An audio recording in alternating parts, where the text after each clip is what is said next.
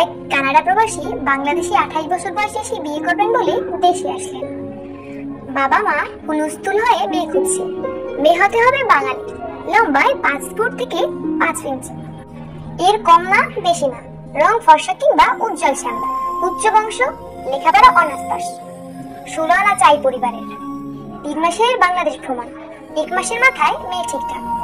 16 আনা পেয়েছিল কিনা জানি না, তবে ছেলের জলজল করা চোখ দেখে মনে হলো যা চেয়েছে তার বেশি গুণবতী মেয়ে। আমি আগ্রহ নিয়ে দাওয়াত পাওয়ার অপেক্ষা করছিলাম। দাওয়াতের উদ্দেশ্যে মুরগির রোস্ট চাবানোর জন্য 16 আনা পারফেক্ট মেয়েটাকে দেখা। কথা অনেক এগিয়েছে শুনছিলাম, তবু কেন জানি ছেলেটা পরিবার নিয়ে কানাডায় ফিরে গেল।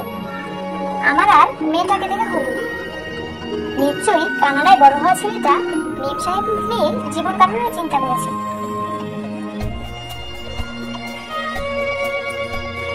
3 মাস পর ছেলের বাবা ফিরে গ্রামের বাড়ি। জায়গা জমি কি ছিল তার আবছা মনে আছে। সেই আবছা মন নিয়ে সব বিক্রি করলেন অল্প সময়ে। বড় সম্পদ ক্যাশ করে যেদিন যাবেন সেদিন এয়ারপোর্টে দেখা। মানুষটা বড় হয়ে গেছে কম বয়সে। এই বয়সে দরকার ছিল দেশে এসে ছোটবেলার বন্ধুদের সাথে চা দোকানে আড্ডা দেয়া, ডায়াবেটিক নিয়ে বইয়ের ভয়ে লুকিয়ে সন্দেশ খাওয়া, প্রতি অক্তে নামাজ শেষে দেশ কিভাবে ধ্বংস হচ্ছে এসব আলোচনা করা।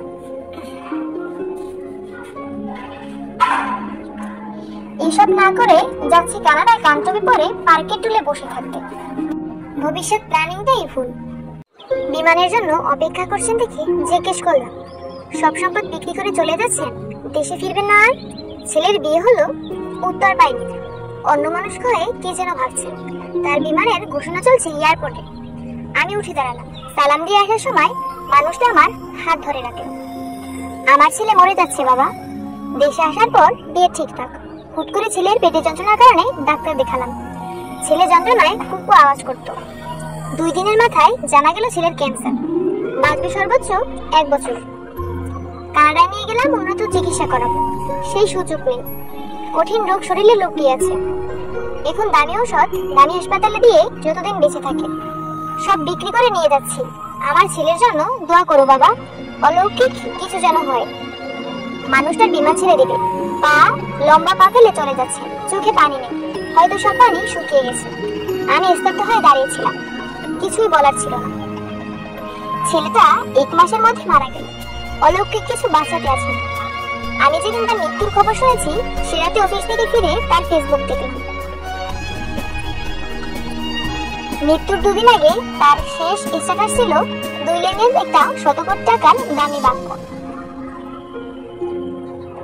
যদি তোমার একটা সুস্থ শরীর থাকে তবে খোদার কাছে আর কোনো বিষয়ে অভিযোগ করো না। আলহামদুলিল্লাহ।